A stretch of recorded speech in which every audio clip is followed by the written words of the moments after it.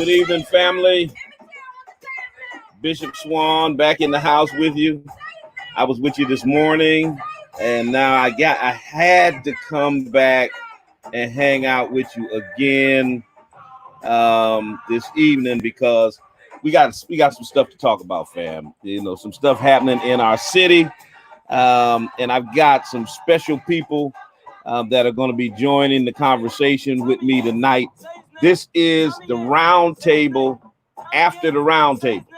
What I need y'all to do real quick, I need y'all to share this, start a watch party, share it with your followers. You know, any and everybody. Tell them Bishop is on the air. He's got some very special guests, some of our elected officials and community leaders that are going to talk about this. Well, I guess I just got to be as blunt as I can be. This farce of a roundtable town hall that the mayor had on today. And so let me just pull up my guests. I got the president of the Springfield City Council with me today, Mr. Justin Hurst. President Hurst, how you feeling, man? What's going on, Bishop? How are you, sir? Doing well, doing very well. I've got with me the director of the Pioneer Valley Project, and that's the organization that the NAACP partnered with when we hosted a digital town hall a week or so ago that the mayor and the commissioner committed to be a part of and then reneged and pulled out of at the last minute. And so I want you all to welcome Ms. Tara Parrish. Tara, hello. how you feeling? Well, I am so excited to have this conversation with you all. There's a lot to talk about tonight. Absolutely. He is our Ward 1 city councilor, working hard for the people. You know him, City Councilor Adam Gomez. Welcome, Councilor Gomez. All right. And also brand new city councilor, but no stranger to the community here. He is City Councilor Victor Davila. How you feeling, man? Bishop. Good afternoon, Bishop. I'm doing well, excited to be here. I look forward to having a real roundtable discussion. Yeah, well, that's exactly what I'm talking about, you know, a real roundtable conversation. Now, what I also want to do, let me do this real quick because I think I want to make sure that our people have an opportunity, not just through the live stream, and I'm going to be checking out the comments on the live stream, but also want you to be able to call in. So we're gonna try to do what we can do in terms of opening up the phone lines like we do on our regular Monday morning broadcast. So 413-337-1867, 413-337-1867. We're going to try to make that happen as well. And we'll get that number up on the screen. So let me just go around first and you all kind of give me some opening comments in terms of you all decided you were not going to be a part of this roundtable discussion today. And after what was witnessed, I'd have to say you guys are pretty smart in making that decision. But just tell us exactly why you did not want to be a part of it, and what you expected instead of that. And we'll start with you, Councilor Hurst. Absolutely, and I appreciate you, Bishop, for giving us this forum here this evening. Mine was quite simple. I apologize. I got a motion sensor light, so if you see my hand going up every now and then, that's to keep the light going. My issue was very simple. I wanted action, and oftentimes we have meeting after meeting after meeting, and then nothing ultimately comes as a result. On top of that, I felt like the mayor could act unilaterally on some issues pertaining to the city of Springfield. If you look at Marty Walsh, and I know you and I have had this conversation, he wants Boston to be a national leader when it comes to combating racism in the city of Boston. And I say, why not Springfield? Marty Walsh has declared Boston has declared racism a national health crisis. Why not Springfield? He's decided to take 20% of the overtime budget normally devoted for police officers in Boston, and in turn spend that money on social service programs. Why not Springfield? So, and then, I know we're going to get into the 5 officers who are on the police force, so I won't go too in depth with that, but that's an easy solution in terms of resuspending those individual officers until their cases are adjudicated, all of which could have been done unilaterally without a meeting. And so before we sit down and have any sort of roundtable discussion, I want to see action from our leader in the city of Springfield. Absolutely. Tara. So, I think a lot of folks have said it. I think you said it earlier, Bishop, maybe earlier last week, but this is a time for substantive action.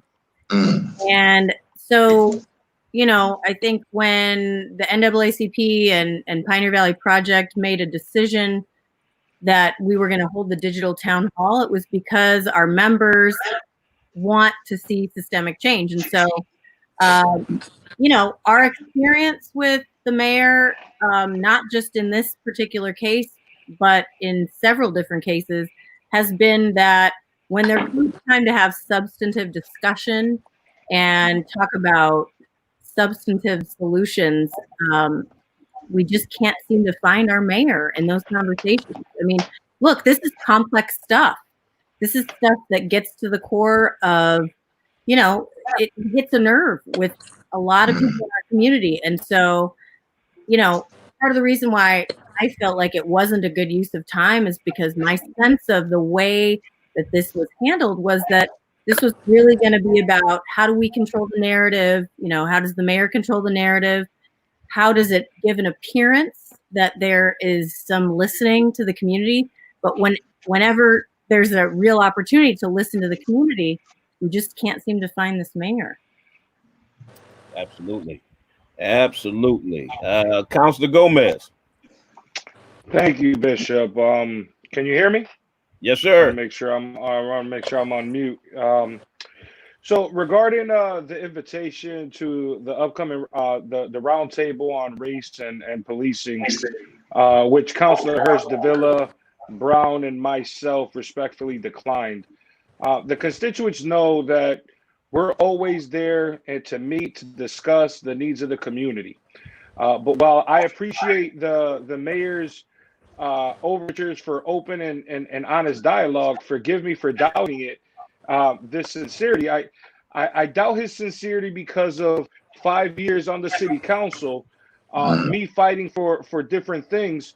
He has strategically not wanted to, he has declined to meet with me and a lot of organizations that's wanting to work with him. I doubt his sincerity because none of us were consulting and planning in the meeting and setting up the agenda, the format, and deciding whose voices he's gonna hear, right? And I doubt his sincerity because just recently the mayor committed to attending an NAACP and PVP hosted town hall on the police accountability, and only suddenly he canceled without explanation, citing a last-minute conflict. I doubt his sincerity because instead of meeting with hundreds of constituents for an open and transparent discussion that I was able to take part in, the mayor has chosen to hold his own roundtable, limited to the public officials of his choosing. The shutting out of community voices leads me to believe that, according to the mayor, some voices just doesn't matter. I have fought on behalf of marginalized communities for over a decade. I simply do not feel obligated to attend an event to promote unity under that sort of an umbrella.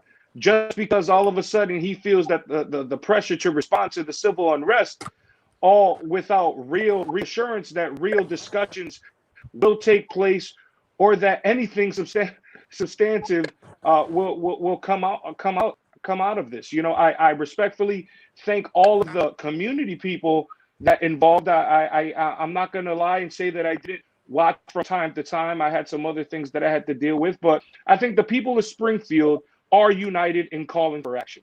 They have the right to speak and to be listened to. This is why, instead of holding a controlled meeting with community gatekeepers and elected officials, I mean to not stifle the open discussion, but I think all of us know when we had our press conference in front of City Hall with some of the resolutions and some of these proposals as a council we were elated to discuss with the media, the community there told us, how are you giving us options when you haven't heard from us? And I heard them loud and clear. And in discussion with Councilor Hurst and a lot of my colleagues, we believe the most appropriate thing to do was to open it up and I know that we have a lot of hard restraints on us, particularly to this pandemic. But when it comes to organizing, you need to listen to the grassroots. And essentially, some folks might think that they have a lot to add into. But when we're not listening to everyone, that's when that good work that they did put in to put this thing together, it just goes down the rabbit hole, in my opinion. Absolutely. Councilor Davila. Thank you, Bishop. Well, my colleagues and I have pretty much said everything that I agree with, and I'm pretty much in agreement with them. But I do have to point out one thing, Bishop, and that is that we are living very difficult times. We are living very transformative times, and during these times, leaders have to be consequential with their actions. And if this situation, the crisis that we live in, the changes that we live on, if not handled wisely, could lead to turmoil.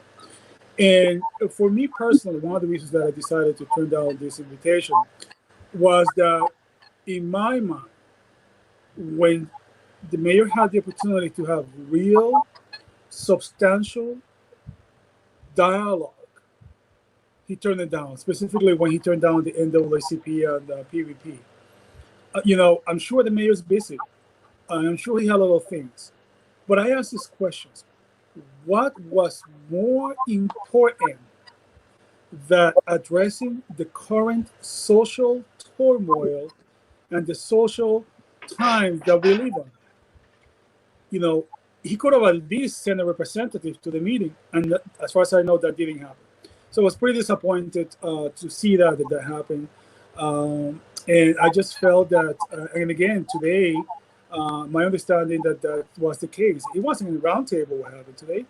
It was more of a listening session. And then the answers that were given is, we did that, we're doing this, we did that, we did this. That's not, I'm sorry, I disagree respectfully. That's not a roundtable. A roundtable is when you sit down, you listen, you hear people's concern, you exchange ideas, and I didn't think that was going to happen, and by far that did not happen today. So let me kind of give the background for those who are streaming, and please go ahead and share this with the folks that are out there. Share it on your pages, share it wherever you need to share it. But listen, first of all, whenever you make a commitment to participate in something, and then you have to pull out, the common sense thing to do, the common courtesy thing to do, at least I thought, was to then reschedule, the meeting. You don't blow off a meeting that you committed to and then say, you know what, instead of rescheduling that, I'll have my own. And so basically what we saw there was, as Councilor Davila said, was an attempt to really, or rather Tara said, to control the narrative. So what happened was the mayor had his own selected invitees. Our forum was open to anyone in the community who wanted to be a part of it. He selected the invitees. He determined how long it was going to be, who from his staff was going to be there. They then went around and had the participants ask questions that were never answered. I mean, I've never seen something so bizarre in my life where someone just asked question after question. Thank you for your question. Next question. And they just asked questions all night. And then at the end of it, no questions were answered. The mayor comes on and talks about what a great job they're doing. We're the only ones, I understand from the DOJ, we're the only ones who do this and that. And as far as de-escalation training, we already do that. And, you know, as you said, Councilor Davila, you know, what we already do. And then the commissioner got up and started talking about irrelevant stuff that had nothing to do with the concerns of the community around police brutality and excessive force. She started talking about a zero tolerance for rudeness. Wait a minute.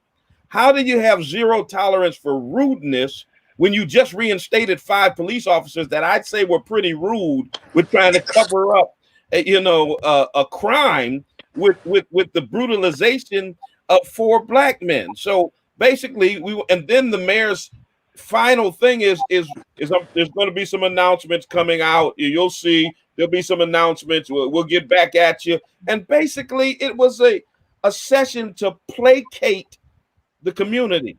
The whole response during this time has been nothing but window dressing to placate the community. They had a prayer vigil downtown that black clergy wanted to have. The mayor hijacked it, invited the Catholic bishop to have words and to give the closing prayer. Then the Catholic bishop had his prayer vigil and didn't invite black clergy to it. I mean, a church full of lily white people for a prayer vigil for racial healing, but the people who need healing weren't invited to it. And so he touts attending these prayer vigils as things that they're doing around race. Attending all white prayer vigils does not solve the problem of police community relations or of race relations in the city of Springfield. Anybody, feel free to jump in. No, I think that you honestly hit it on the head. I think that moving forward, one of the biggest things and challenges that we have is trying to have real conversation on a grassroots level. You know, there's a lot of organizations, I think in the past, 2 weeks since Memorial Day, you know, aside from me turning 37, on those 2 weeks, I've attended a march or a vigil somewhere in Western Massachusetts. Aside from, you know, that, people have demands, and regular people not associated with any organizations, regular people come show up and they say, hey, counselors, we have demands and we want our demands to be listened to.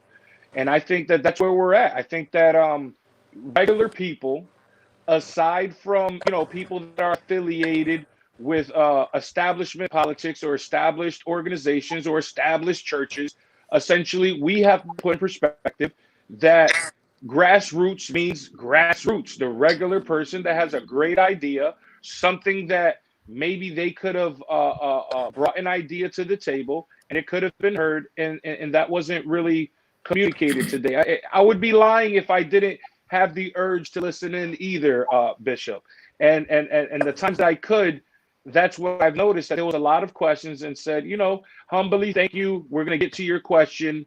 And essentially, I'm trying to think about maybe it's being recorded and they're going to go back to like an hour of streaming and answer every single question in detail. And hopefully they're going to answer that in some illustrious form that speaks to that.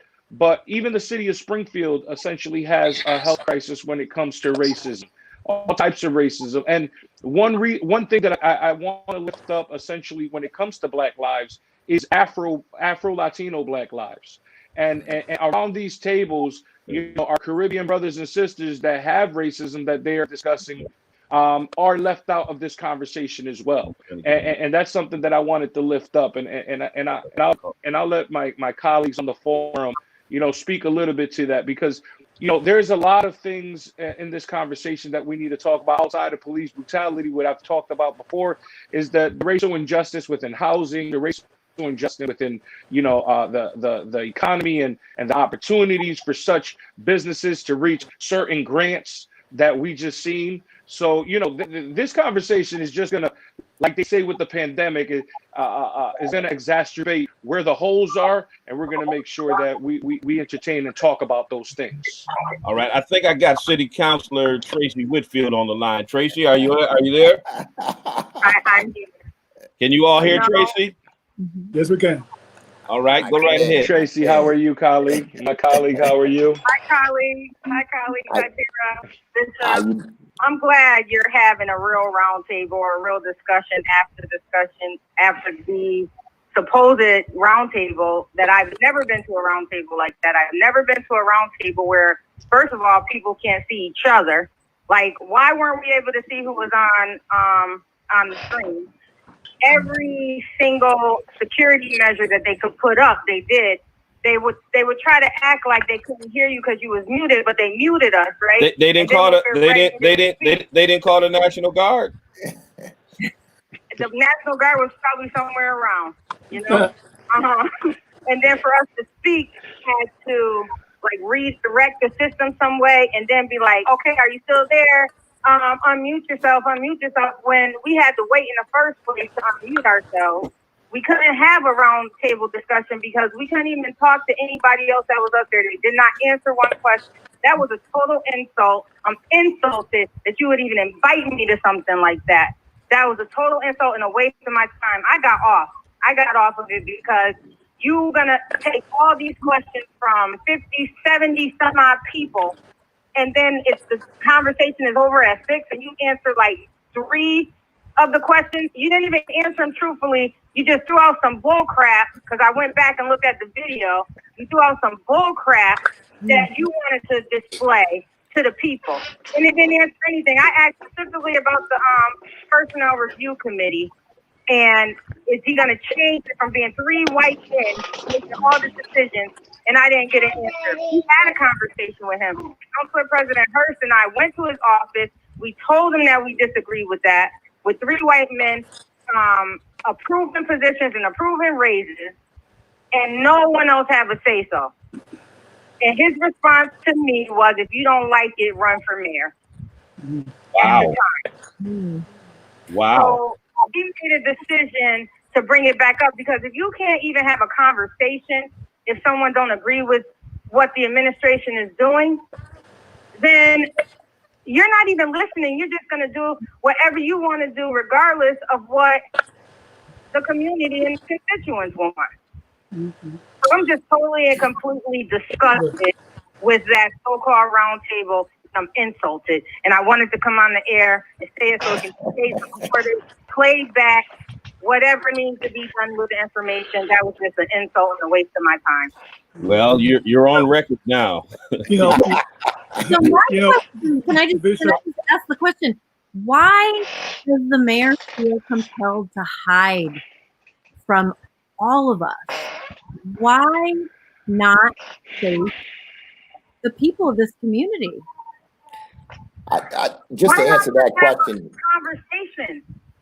Why not just have a conversation? Like, even if you got to admit that you did something wrong and you're going to go out of your way to correct it, that's better than the silence, right? What is silence saying? Man, I've been to the point of even trying to insult him to have a conversation with him, and nothing. You know, like a long time ago when it came to PvP, and it's not even to bring up sore subjects from way in the past that we've already won on. Essentially, when he stood on, you know, trying to sick his Gestapo onto the South Congregational Church. But the point of the matter and the fact is that, you know, none of us are anti-wanting to work with, right? And the thing is, it's a one-way street, right? And that's what it feels like. The lane is only pointed in one direction, and every once in a while he'll hold traffic and say, "Hey, you're allowed to come up this way," you know. And I think people are starting to see that, and I resonate a lot with Tracy's statement, and I just can't understand it, and why? Well, what did we do to you? To Tara's point, you know, why hide? Why not engage with the community? And see, what they did today wasn't engaging with the community. That was a controlled environment right there. And remember now, they beat their chest and they talk about these roundtable discussions. We're always interacting with the community. The last roundtable discussion they had was July of 2019. It was 3 months after the 14 cops were indicted, and the block was hot. Point blank, the block was hot, and they figured we need to do something, and so they had a roundtable in July of 2019. So for almost a year, you haven't had a conversation with the community. So why are you pretending like that's the MO of your administration when it's anything but that, Councilor Hurd? Go ahead, Councilor Davila. Go ahead. Thank you, Mr. President.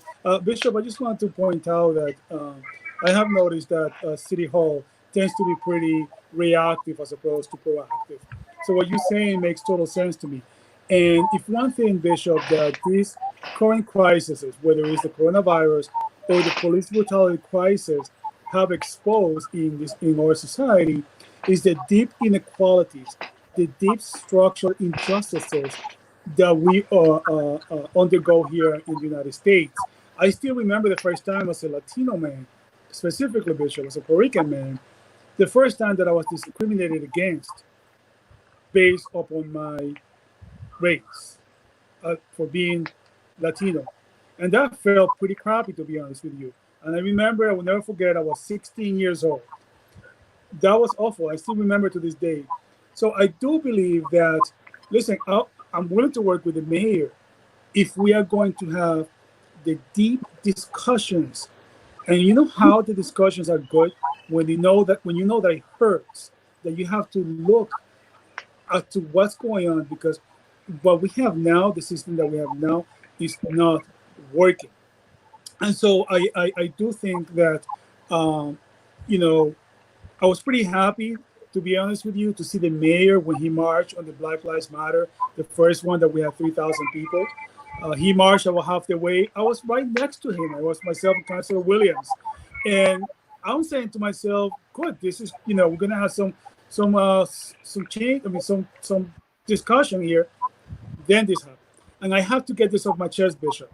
You kind of alluded to Nathan Bills. What's that now? I have to get this off my chest. It's really been eating me for about 2 weeks now. All right. I fully respect people's right to protest peacefully. I fully respect and I expect people to give me their opinions. We don't have to agree with it, but I will listen to it. I'm glad that Springfield proved not once, not twice, but at least 5 times that we can protest peacefully in the city of Springfield. I do have to say that I took objection. I do understand the need to prepare, and I think logistically done well. But I do have 2 issues. One, the National Guard.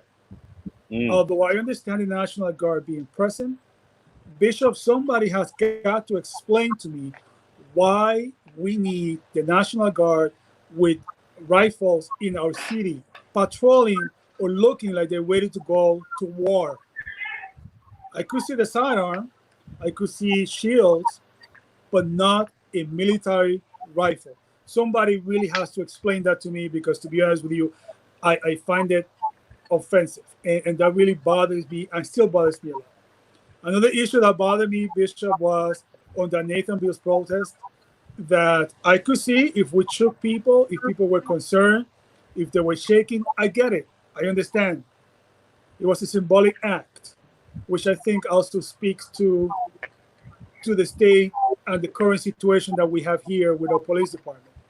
However, the use of the Facebook account for the Springfield Police Department to specifically highlight and imply that the protest was not going to be peaceful, and to specifically highlight both of my colleagues, Council President Hurst and City Councilor Tracy Whitfield, I felt that it was inappropriate use of city resources, and it borderline the First Amendment right to freedom of expression. I had to get that off my chest, Bishop. It was incendiary.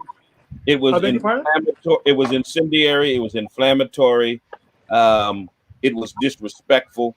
I agree. Not just to Councilor Hurst and Councilor Whitfield, to Tara and the Pioneer Valley Project, to myself and the NAACP.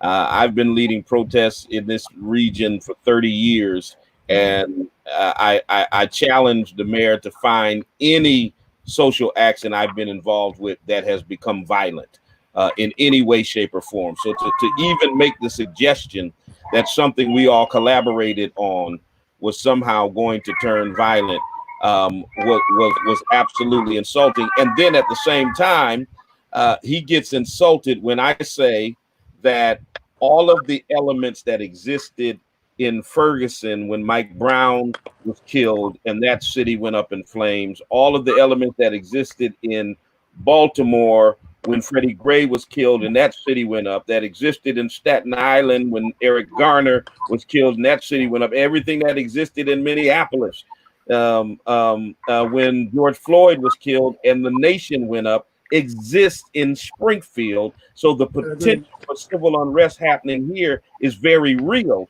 He takes offense to that, even though what I'm saying is based on facts and empirical evidence. Councilor Hurst. I just would say that this is not a political issue. And I think he oftentimes is blind to that. It's not a political issue. This right here, for many people that I talk to, and for me, myself, this is personal. The idea that that what happened in Minneapolis can't happen right here. I mean, we were one stomp away from it happening right there in Nathan Bills. I mean, we were one person who got a little too fearful. If there weren't 14, then it might have been the Minneapolis before Minneapolis. So, it's disappointing. It's frustrating. To your point, Victor, the post was absolutely disgusting. The idea that we would invoke fear in the residents of Springfield is absolutely, it's a disservice, and it's something that we can't allow and that we can't stand for as a community. And Councilor Whitfield, I wish I could tell you that I didn't tell you I told you so. But I knew the conversation. I knew exactly how the conversation today was going to play out because the mayor is treating it as a political issue, and it's not a political issue. What the mayor needs to do is reach inward and say, you know what, I need to have a mea culpa and say, I might need some help addressing this issue, and it might need to be addressed by folks that are not inside City Hall, that are not inside my administration. I might just need to reach out and say, hey, Bishop, is there something that I might be able to do? Is there something I'm missing here? How can I get better? And until you have that sort of self-reflection, nothing is going to change, with the exception of the fact that you might not be in the mayor's seat in another 3 years. I'm just being honest with you. People are tired. They're screaming out. They're exhausted. They're saying that they can't breathe. And either the mayor's going to take heed or he's not going to be the mayor for a long time. Can we just, I go back to another question. Let me do this. Councilor Whitfield. I just wanted to say my last comment so I don't tie up the line because I'm pretty sure. Well, Councilor, I just sent you a link. You can join us. Yeah, come on and join us, and you free up the line for other folks. All right, go ahead, Tara. No, I go back to, the issue of, when do we start to really call out the fact that, this mayor is speaking to a particular demographic of people? I think it's really interesting that the protest that took place at Nathan Bills resulted in, the staging of several National Guard vehicles and the installation of a camera on a building the day before and boarding up buildings. And I think part of what this moment really crystallizes is that I think that this city and this city's leadership, in the mayor's case, he believes that if he continues speaking to those who he needs to remain in contact with, even at the expense of a lot of other folks in the city, that he can continue to dominate the narrative. And so I think a very clear message was sent. I think there was very clear communication. to some folks that he feels like he needs to always communicate with. And he told a story about a lot of Springfield residents, about what he expected from a lot of Springfield residents, which is really, really disturbing. Let me just say a quick. Let me just add to that quickly. Demographic. Go ahead. No, I was just going to say we had it. There is no doubt that we had it in Ward 7. There's no doubt that we had it in one of the highest voting precincts that oftentimes dictate elections in the city of Springfield. That is why it's still part of Springfield, though. I was so enormously proud that my colleagues had the courage to come out and be present. See, because this was not about Ward 7. This was about the city of Springfield. And when I left, I was getting ready to leave and we were in my car and a lady knocked on my door. She had me roll down the window. She said, I grew up on Surrey Road my entire life. And she said, I was so excited that I came out of my door and I saw my neighbors coming out of their doors to come and see the protest. She said, I just want to let you know that I was touched and moved by everything that people said, and that she needed to look inward and she needed to do better for the students that she taught in the Springfield public school system. So I don't believe whatever narrative folks are trying to create, I just don't think it's there at the moment right now. I think he's preaching to a choir that that is no longer singing. So I'll leave it at that. But or they're singing out of tune. I've got the executive director of Arise for Social Justice, who did not get an invitation to the mayor's roundtable. Good evening, Tanisha Arena. Hello. Can you hear me? We can hear you.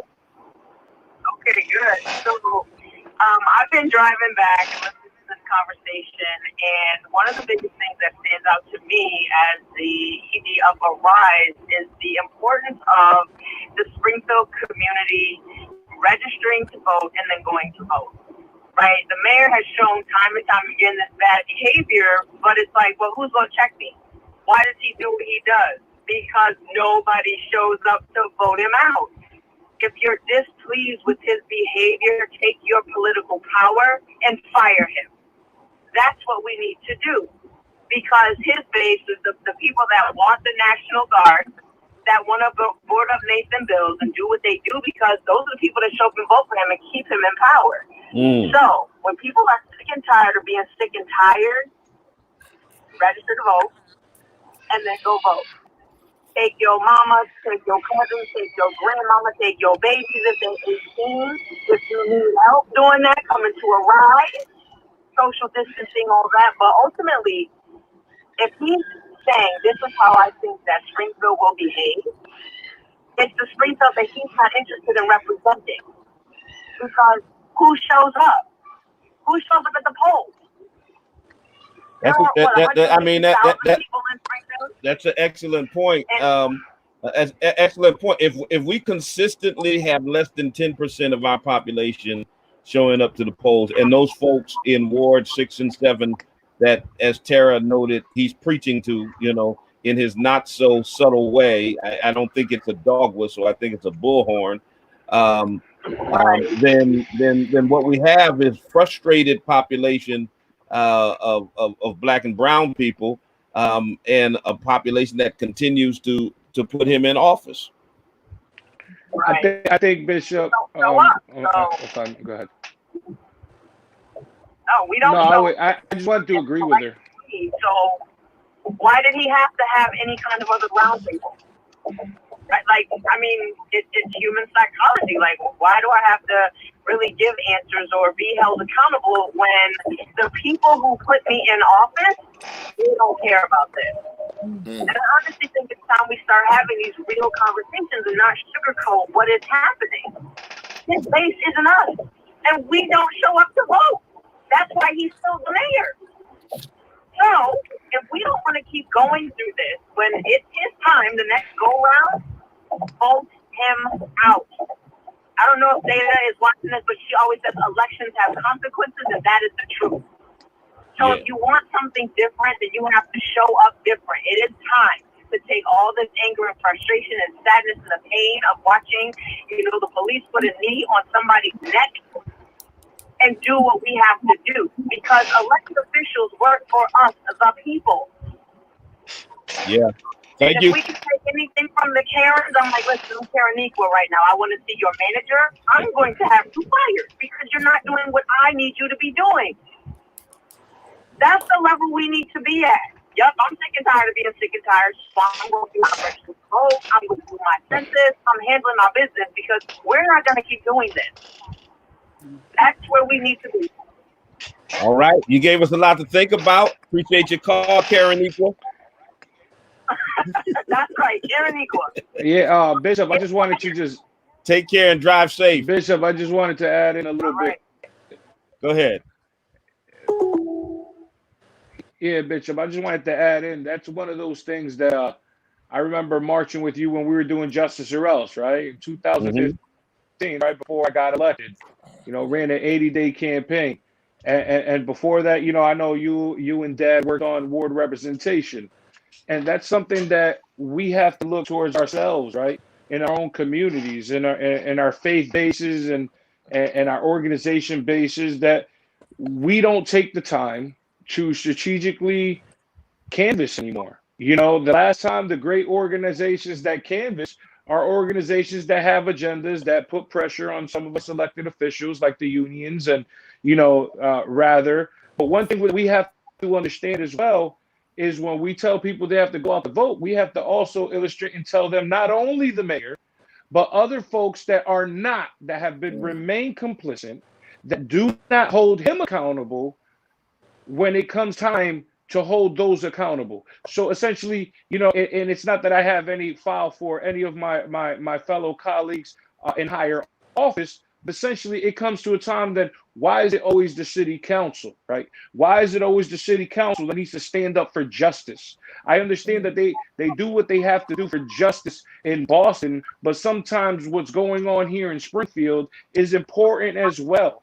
And then essentially what ends up happening, we end up holding the bag. We're the ones that get smeared online. We're the ones that have to deal with the right, because in government, right, if it's not a state election like this year, it's nonpartisan. And one thing is that historically, the city council is Democrat. So the issue is when we're looking towards these numbers, the numbers that we play with, we're never looking at that on the right side. There's also Republican individuals that are voting as well. So sometimes we have to look at and do a great power analysis, essentially when it comes to all the wards, and we have to understand who are Democrat voters, who are independent voters that are highly big, a big number of folks that we don't really organize with. And then we really need to understand other important elections, like the neighborhood boards. There's 17 local elections that didn't happen, right? That didn't happen in May. So the neighborhoods never got to elect new neighborhood board members. So those are the things that we have to look at and start educating, that there's levels of this bureaucracy and things that we can do to apply pressure, and maybe, and just maybe, we can start turning around some of these tables, essentially, when it comes to elections. And it has nothing to do with what's going on with me. It's in general. We have to understand that the school committee has elections when it comes to our educational system, and when it comes to pieces of policy that they all just ride with him on a regular basis. We need to talk about it. Then versus the fact we need to use our state delegation and say, hey, listen, we understand that you're in Boston doing some things, but where do you stand on this certain points? And I have a great relationship with my state rep, and I think people need to understand that not only the city council, but you have state reps, you have school committee members, you have state senators, and you have other individuals like on a federal level that are elected officials. And if we don't own the numbers, right? They love the fact that Ward 1, Ward 4, and Ward 3 don't come out to vote, because essentially that's where the base is that right now is awake but does not go out to vote. They're ready to share, they're ready to post, they're ready to call, they need help. But essentially, these are the demographics, because in Ward 3, we look at it, we have less than 600 people that go out and vote. In Ward 1, we represent 18,000 people in each ward. We have less than almost about 1,000 to 1,200 people that come out and vote. And in Ward 4, we have the same dynamic. So essentially, like what was stated by President Hurst, is that Ward 7 heavily, Ward 5 and Ward 2, where folks historically have lived for the last 30 years. That was when the last organization happened, when our fearless congressman became the congressman out of being the mayor. I believe that's the last time when we had a great organization of people. And talking to some elders, they tell me down the line, Adam, our base is dying. So essentially, they need to tap into places. But when you have a mayor that's willing to veto the voter notification ordinance that or order that we put together as a city council, led by Jesse Letterman, then you think about, do you want people to vote or not? Like, we're trying to get people out there. Yeah. And I'll stop with that. I just want to say, Teresa had a good point. Let me. I want to ask you guys about recommendations that the mayor is avoiding. Let's get this call and then we'll get into that. Good morning. Good evening, caller. Good evening. Good evening. Thank you all so much for having this conversation. One thing that I wanted to talk about is the election commission, and where the election commission is in all this voter turnout question, right? Because it's absolutely true what everyone said, that we have a historically low voter turnout rate, and that needs to change if we want some systemic change to happen. Because as I always say, and Tanisha just said it, elections have consequences, and we need to get people out to vote in every election. So is there any way that we can, of course, the election commissioner was placed there by the mayor, but we need to get hold the election commission accountable. If we have a 10% voter turnout rate, shouldn't the election commission be penalized or something? There has to be a way for us to use that to our advantage, and I've been talking about for years about figuring out why people aren't going out to vote and trying to figure out a way to get them to realize how important it is to get out and vote in every election. That's what I needed to say. Thank you so much. All right. Thank you for your call. Anybody want to tackle that? And then I'll go into trying to figure out what recommendations the mayor is avoiding. Let me tell you. Just look at the budget. Oh, I apologize. Go ahead, President Hurst. I was just going to say, look at the. I look at it like this. You look at the budget and how much money he gives the commissioner to do her thing, right? And then you look at everything else and where those other big items are when it comes to that conversation that we had in March with PVP about defunding certain areas, right? And where we can reallocate them to get people to come through. And that's the problem. I don't think that the Elections Commission is given good enough resources to really engage with 155,000 people. Councilor Hurst? Yeah, no, I think they want to do better. I think they would love to do better if there was a different administration in place. I think when folks have apathy when it comes to voting in elections, I think that's burned by what it is do in terms of trying to encourage people to get out. And if we don't want to make it, if we want things to remain as they are now and remain the status quo, then I would keep things just as they are. And people who are in power oftentimes don't want to expand voting rights, because what happens is that they continuously get elected time and time again. The other thing I will raise just briefly is that a good friend of mine who always comes down during elections, who's also dismayed at the voter turnout, he's from Florida. What he said was that his elections commissioner is actually elected. And so in the event that she is not producing at the level, or he is not producing at the level in which they want him or her to produce at, they are ultimately voted out. And so because we have a different system here in Mass as opposed to Florida, it certainly makes that a bit more difficult, because the election commissioner is appointed by the mayor. Mm-hmm. Absolutely. Caller? Bishop. Go ahead, Tyler. Go ahead. Okay. Let's get this caller. Caller, you're on the air. Hi, this is Yolanda. I had to say that, at first I was honored to have, to be invited to this roundtable, with the mayor, until I started to see that for the first time in my life, I wasn't emotional, right? I waited for my turn. I waited, gave everybody else that opportunity. And then when my question was asked, I said, okay, maybe they're going to come back around and I can see my statement. I was so disappointed on the way that it was run. And I don't say that I blame Darryl, but I do blame, the mayor, and I blame everyone else, because if we're going to have a collective conversation about what's going on in our school systems with the police, and especially my son, who was, in the sci-tech, and to know that my son one day wasn't coming home because he's sitting in jail at Ludlow for something he absolutely did not do.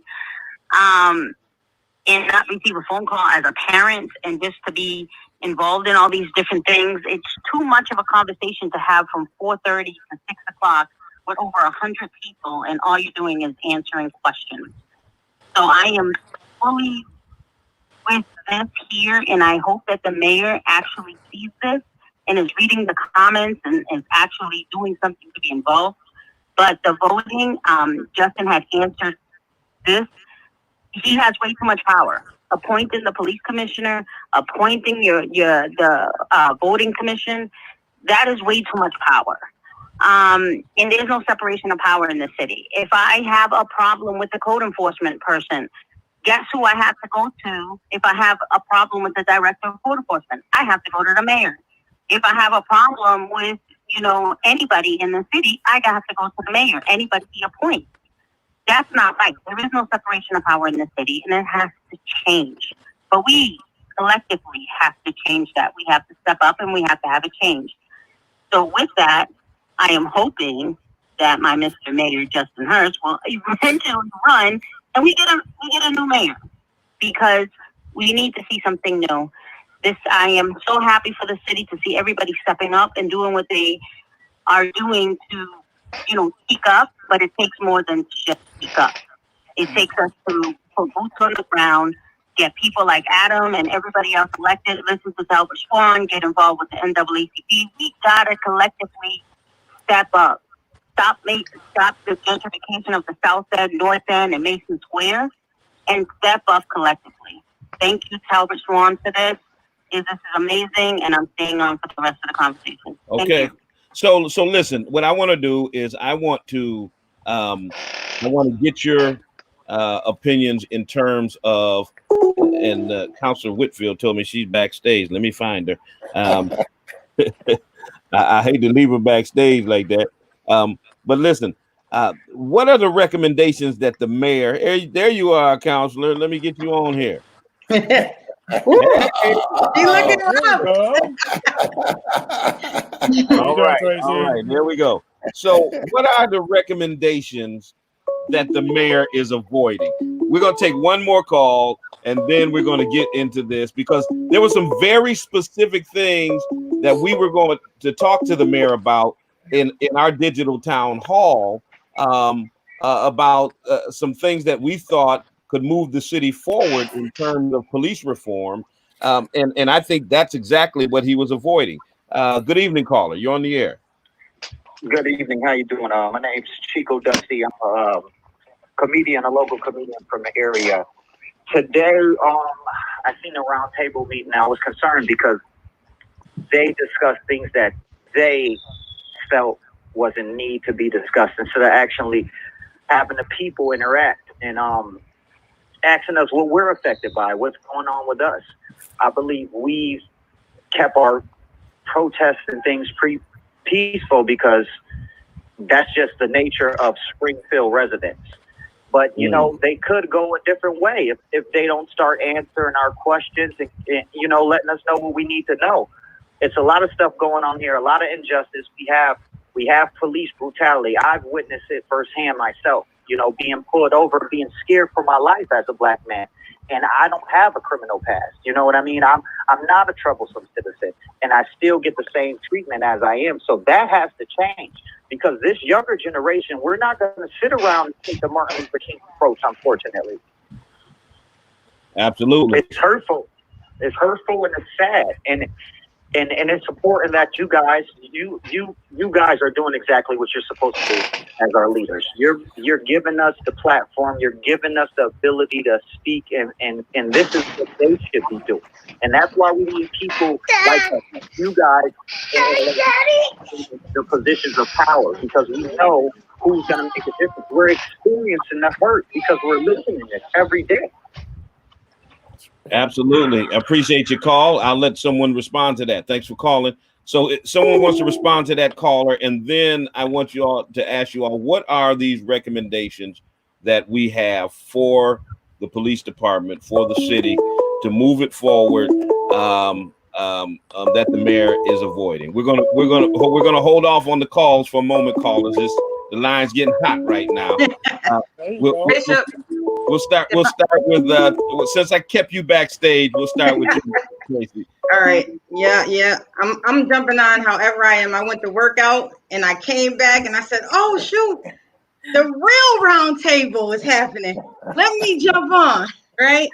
And so I just wanted to say that we have, so during the last election, the mayor refused to go to have community conversations, but I tried to give him the benefit of the doubt. Maybe he's too busy, right? He didn't go to any of the debates, the community conversations, anything during the election season when he was running, when Yolanda Cantel was running against him. And then we asked him to come to the roundtable. He didn't come to the roundtable discussion. So there's a pattern here. There's a pattern, and we got to recognize it, and we got to talk about it. We did a peaceful protest, and the mayor tried to defamate our character and then try to antagonize the event so that something could happen and we would catch the blame for it. So I think all of that is showing his own character. And then to have a roundtable that totally insults us, that was insulting. It was a disappointment, and it was very insulting to do that to us, to do that to the community. And if the community don't see it, then that's an issue in itself. So we did the peaceful protest. We tried to have conversations. And like Killer Mike said, and I don't know if you guys seen him speak, he said it's time to plot, plan, strategize, organize, and mobilize. So we want people to vote. Then we have to have voter registration, let them know when it's time to vote. We need to pick our candidate. We need to pick who we want to be the next mayor, or whatever other position that we want to get folks in. We need to choose those people. We need to organize them, and we need to stay having these conversations. We need to mobilize together, like Yolanda said. It's all Springfield. We're not going to divide by the community. I'm an at-large counselor, so it's every neighborhood that matters. And so if we don't keep having the conversation, I know people are like, we're tired of talking, but talking leads to action. People are like, we done protests before. I haven't done a lot of protests in my life. So I'm not going to say that we have. I have seen them on TV, but when I was there, the feeling of togetherness and oneness, and just, we want to make change together. And it didn't matter what the color, the race, none of that mattered. The heritage, the ethnicity, none of that mattered. We were all together, and you could feel the unity. And so if we got to have a couple more protests to keep that unity going so that we can start trusting each other and mobilize and organize, I'm willing to do that. But we can't not keep having the conversation, or it's going to die down. So I applaud you, Bishop Swan, for continuing the conversation. And it was great to have it right after the real roundtable, after whatever that other thing was called after that, because I'm not going to even call that a roundtable. Give us one of your recommendations to foster better police community relations. Well, you already know how I feel about the police commission. Since I didn't vote on it originally, and I always say that, but I had a change of heart. And I'm going to just put it out there why I didn't vote on it originally, because I was like, how can civilians learn the rules and regulations of the police force, and how can they learn the union law? But then I thought about it like anything can be learned. Like, you don't just get into any position. Like, I'm a city councilor. I didn't know it, okay? But I'm learning it as I go along. So anything can be learned. and there will be some training. There will be intense training, actually. And we need this police commission, because one person, especially a Brady cop, let's throw it out there, should not have the power to make the decisions that she's making, because we all know, we say it over and over again, the decision to re-employ those 5 cops was wrong. Now, I don't want these officers to think that we're against them, or we're attacking them or targeting them, because I've heard that's how they feel, and it doesn't have anything to do with them. It has to do with what's right and what's justice, and it has everything to do with the decision that the police commissioner made and the mayor backed. No one should be able to do that. No one should have those powers. We try to have these. Okay, so for people that don't know, the city council voted in a police commission. It was vetoed by the mayor. The city council override the veto, and he will not enforce it. We can't enforce it. He has to do that, and he will not. And so there's a petition on my Facebook page asking him, no, demanding him to enforce the law. It's like really breaking the law. So I don't want to dominate the conversation. Another thing that they can do that I think is being done well is the training that the C3 police officers get.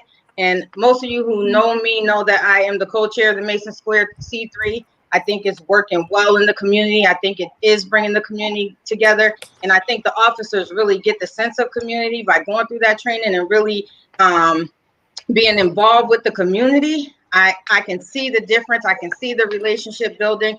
But I think all the officers need that training and need to be involved with some community because, and they need to live here.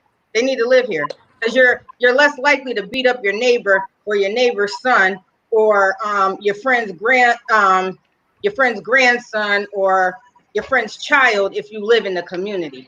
So residency is something that I know the counselors on here has been pushing for a long time. That's another thing that hasn't happened. So I'm gonna just turn it over to my colleagues and see if they have more to All say. right. Yeah. Councilor Bishop, Davila? thank you, sir. If I may, I got 2 recommendations.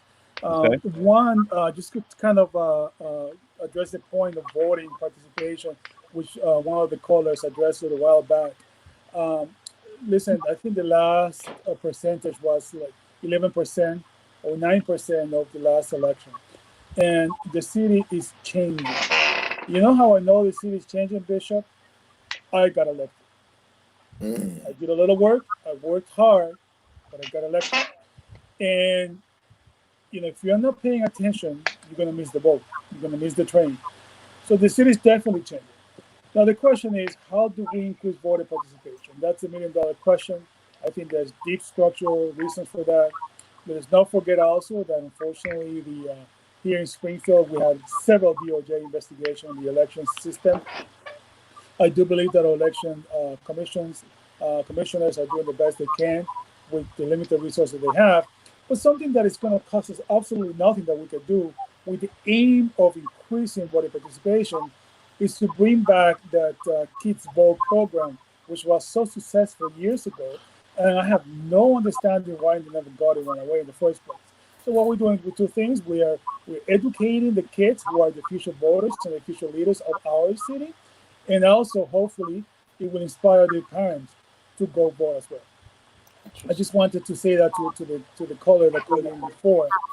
And I this is one of those times that, we, even though we are a majority minority city, we still don't have real.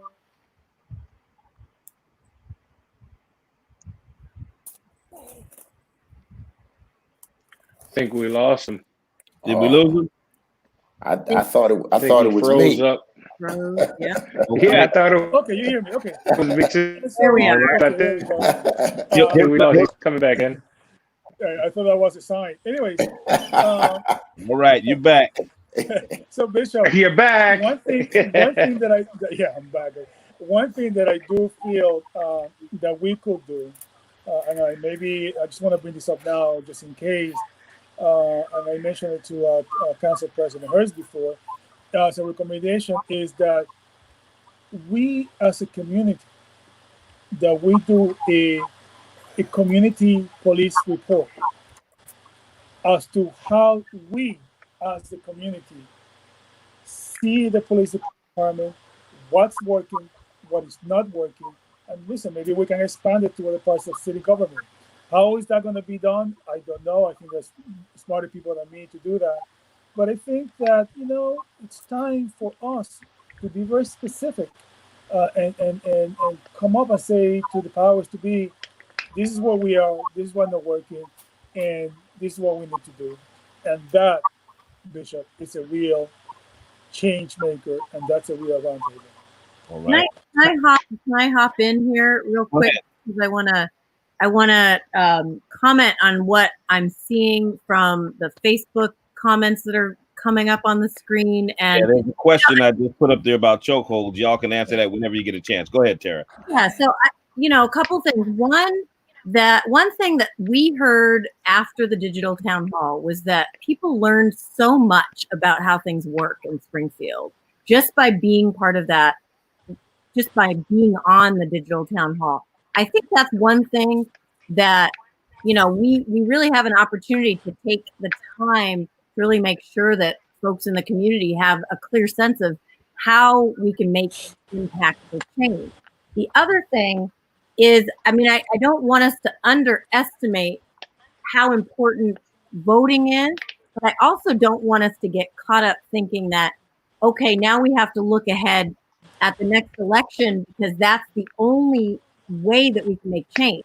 I think that part of what the takeaway from, roundtables, in quotes, like the one that took place earlier today, is that, this status quo in the city, the mayor and all of the others that are around that have been appointed by him, none of that is going to change because it doesn't have to.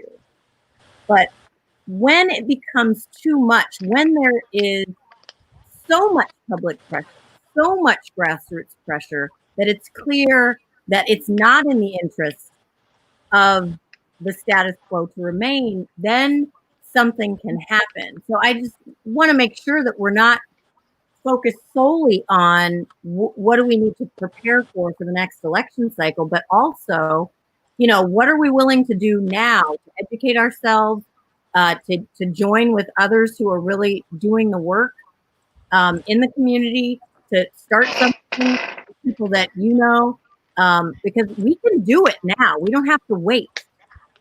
We can change what leadership looks like in Springfield in the next election cycle, but we can also do a lot. We can do all of the things that we talked about. When we're talking about police accountability, we can make it so uncomfortable that they have to react. We just have to get more organized. We just have to have an analysis. We just have to understand how change happens, and we can do it. Tara, give me a recommendation in terms of, we in Pioneer Valley Project had certain recommendations we were going to present to the mayor at our town hall. What are one or two of those recommendations? Yeah, well, first of all, we can't just have cops that are indicted on the payroll. Talk about something that does not do anything to build trust in the community. That's just unacceptable. And again, this isn't about them personally. It's about, you got to let the justice system work its way through. And until then, we have an expectation that folks not be on the payroll who were indicted. I think that's pretty basic. Another thing that our organization is talking about, that we've been talking about related to police accountability, is the over-policing of students in Springfield public schools, and what that means in terms of contributing to the school-to-prison pipeline, and what are the real needs of Springfield students. Are they really safer with cops roaming the hallways? Is that $1.3 million that's being projected for next superintendent's budget for Springfield Public Schools, is that the best way to spend that kind of money? Is that the best way to keep our students safe? Or could it be invested in strategic places that are going to actually help keep our students and our staff safe in school buildings? All right. Counselor Gomez. Recommendation. Let me see. One of my first recommendations is the mayor needs to step up and needs to claim it that racism is a public health crisis, and it goes and it goes far and near, and not wait another minute. I urge the mayor to state and to urge our public health officials to issue the statement that racism, all types of racism, is a public health crisis. And next, we need a police commission, and we need it now. Since I've been elected onto the city council, I've pushed on it. I've supported it. I voted for the override veto. My mother was a police commissioner, and I knew on the volunteering end, on the volunteerism end, how much work she put in and how much faith she instilled back into making those decisions when we did have we're holding officers accountable. And what Yolanda had stated was important to the conversation, that, you know, in some instances, what we have to look at is a charter change. People think that the mayor has too much power, then there has to be a charter change. And that's one thing that we don't talk about, the different levels and the parts of politics. We are a strong mayor of government. When people talk about democratic socialism, when you don't get people that vote, you create a democratic dictatorship. And that's what we're going to do right now. Wow, charter change. I haven't heard that one in a long time, but that's something definitely to be considered. Councilor Hurst, what are your recommendations? What is it that the mayor's not trying to hear? I think he needs to start off by listening. I think it would behoove him to at least have somebody from his team listening to this roundtable right now. And until he actually has a pulse on what's happening in the community and understands the needs of the community and is truly going to do some self-reflection, he's not going to move the needle. And I think at this point in time, folks are tired. Folks want something different. And, you know, I think his best bet would be not only just listen to what the community is saying in terms of the fact that they're frustrated, but reach out to the folks that are actually trying to move the needle in government. And I would highlight the fact that our council is amazing in terms of the work that they're doing day in and day out, considering that they don't necessarily have the partnership with the administration is just far and above, I'd imagine, what many councils are doing right now, because they just don't have that relationship. And when you look at Mayor Marty Walsh, yes, he's probably scared that somebody is going to challenge him each and every time that he has a re-election.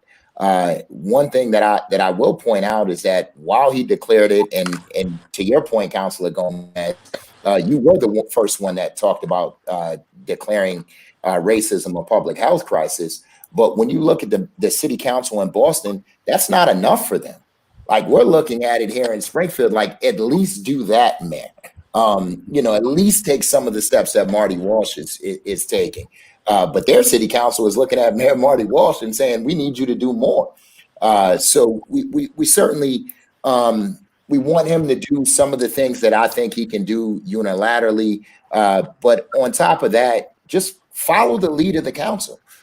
We were at the forefront of residency. And so now every one of our police officers, as of this year, has to live in the city of Springfield for the next 10 years. We fought tooth and nail over that. In addition, facial recognition. Many of you might remember, but the mayor was adamantly against facial recognition. And then at the 11th hour, when the court of public opinion wasn't going his way, he decided to support it. In addition to that, we've had a police commission on the books for a long time. Just enforce it. And at the very least, if you're not going to enforce it, give us an attorney who is going to represent the views of the council and not the views of the mayor, and allow us to see whether what it is that we put on the books is indeed valid law, which, as a non-practicing attorney, I think it is. So I think there are a number of steps that can be taken. I think the first is to really get a pulse of the community. And then the second is to reach out to the counselors who, in my opinion, have been doing the grunt work without necessarily receiving the credit. And they've been battling against, a system that is designed to be against them, considering that we're in a strong or strong mayor form of government. Absolutely. So, I believe wholeheartedly and agree with everything you all said. I believe we need true civilian review. Um, the mayor consistently talks about we have a complaint review board, and then he talks about the people that serve on it, because there are some people on there who we respect and we love, and of course he pulls C. Jackson out all of the time, and we all know C and we love C. But as much as we love C, the complaint review board is a joke. It's a paper tiger. It's window dressing. They don't even get to review all of the complaints. I'm sure the complaint review board did not recommend that Commissioner Clapprood reinstate those 5 officers. I'm sure they had nothing to do with that. We need a true civilian review board that has independence of action, that can hire, fire, discipline, make policy, promote, demote, um, and provide some leadership within the police department, that is independent of the mayor. We also need to break up the nepotic relationship between the mayor, the police department, and the district attorney. The reason why these 14 officers and former officers are indicted is because Maura Healey from the state attorney general, did an investigation and indicted them. When it was left up to the internal investigations department of the police department to investigate their own police officers and make a recommendation to the district attorney, of course, there was no recommendation to indict anyone. How do you go from no recommendation to indict anyone to an independent body deciding to indict 14 people? There's something wrong with that relationship. And so there needs to be independent review of the police department, so the police are not policing the police. I mean that's just the reality of what we need here in our city. We need to have cultural competency. We need to have the fair representation of all people. We need to have the appropriate use of lethal force. We need to look at the conflicting practices of law enforcement, with the guarantee that our First, our Fourth, our Fifth, our Sixth Amendment rights are upheld. We need all of that within the police, and we need honest and candid conversation, and a buildup of trust between the administration and the community. Otherwise, if you fail to establish real civilian review, if you fail to be credible, if you fail to be honest with the community, if you have a police commissioner who is a Brady cop, who lied on a police report, who then reinstated 5 officers who are under criminal indictment for lying on a police report, and then you want to foster trust with the community, how does that work? That cannot work. It's not tenable. And so we need some serious drastic change. We need a human relations commission that can look at all of the elements that exist in Springfield that could lead to us becoming a Ferguson, a Baltimore, a Minneapolis, and that can recommend proactive steps to make sure we aren't the ones that are on the front page of the news across the nation or on CNN because we blew up because of an incident that happened here in our city. And the answers that the administration is given, we got C3, we got this, we do violence prevention, we do that. Basically what they're telling us is, yeah, we hear what you're saying, but we're not going to move on it. We're not going to do any action on it because we've already got all the answers and what we're doing is already perfect. And so we're just going to sit down and placate you and play with you and not really listen to you. And that is what we do not need in our city. And so, about 8 minutes left. I didn't mean to hold you this long, but y'all hold on for 8 more minutes. For those who've been trying to get in on the conversation, I'll take your calls until the show closes. But anybody else, feel free to jump in. And y'all know I'm a preacher, so I can keep going. What are our next steps? Where do we go from here? We know the mayor's not going to listen. We know they're going to they're going to give us smoke and mirrors. What do we do, and how do we engage those members of the community that are watching us right now, wanting to know exactly how they can get involved in these particular efforts? We'll take this call, and then we'll answer that question. Okay. Good evening, caller. Hello. I was joining on the roundtable talk, and I had left a comment underneath on the discussion of voting.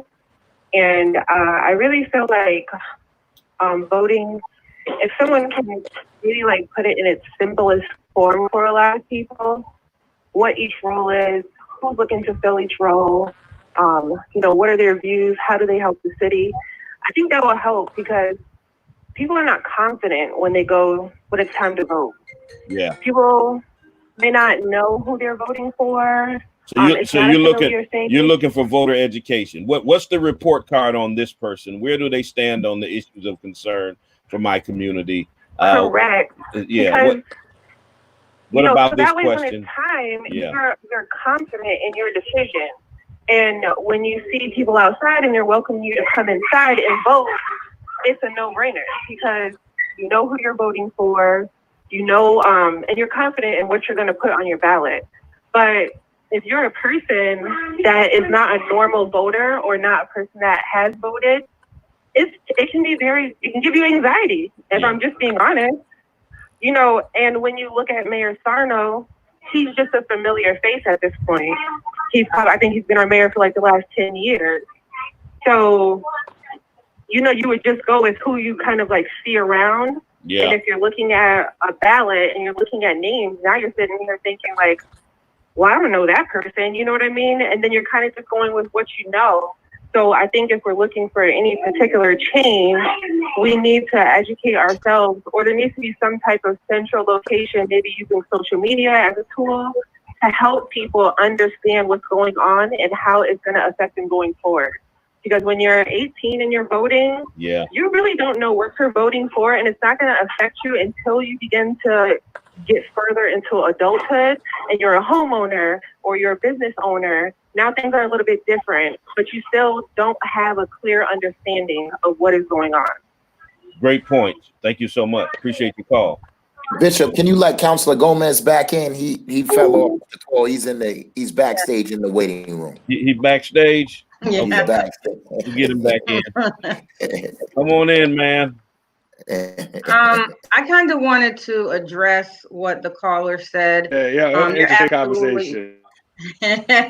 You're absolutely right. We need as much voter education as we can get.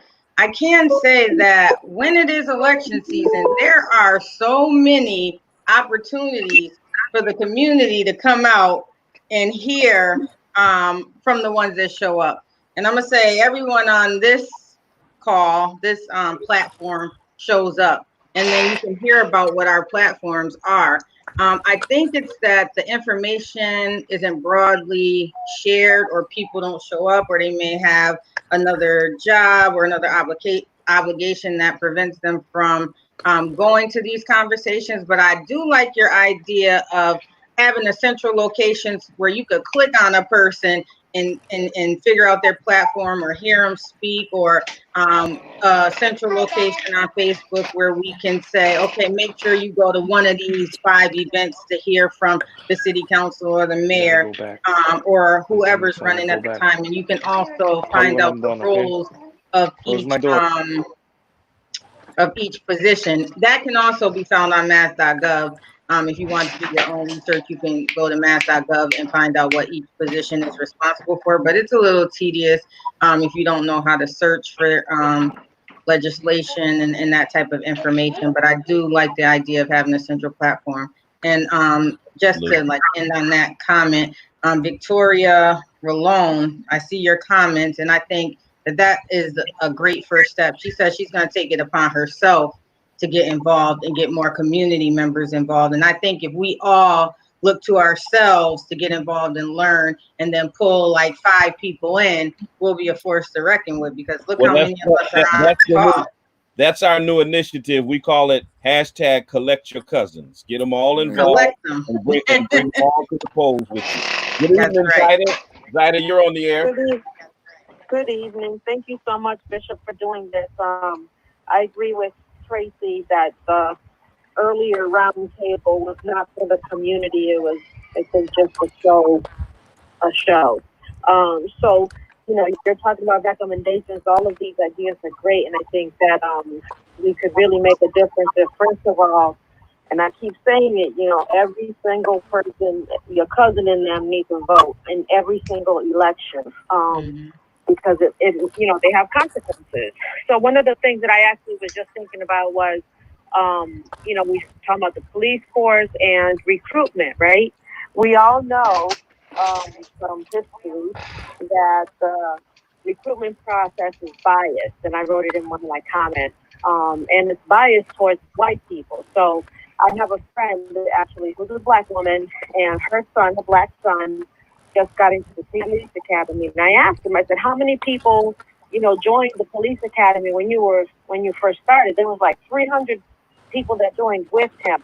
And by the end of the time, I think there were 22 cadets left. You know what I mean? So something happens between the time they apply and the time they finish that they drop out for some reason. Something is wrong with that, if that happens. And then first of all, just even applying, right? So if you have a criminal record, you can't apply to be a police officer.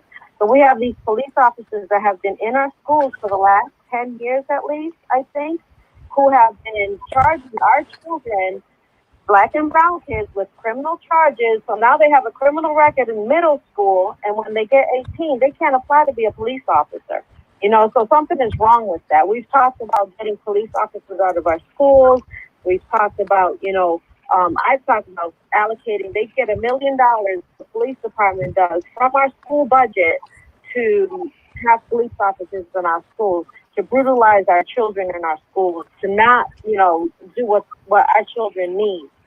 We take that $1 million and we allocate it for parents, for teacher support, for children, for the services for our youth, and we would have a better school system. So those are my recommendations that we need to present to the mayor on top of all of the ones that you all made. And I agree that this council is a wonderful council. It has done a lot of great work, and I really appreciate it. Thank you so much. And thank you, Bishop. All right. Thank you for your call. All right. Let's have some closing remarks. I don't want to hold y'all all night. But next steps, closing remarks, and what are our next steps? Let's start with you, Tara. Well, I mean, I actually think that we should invite the mayor and the commissioner out to another digital town hall.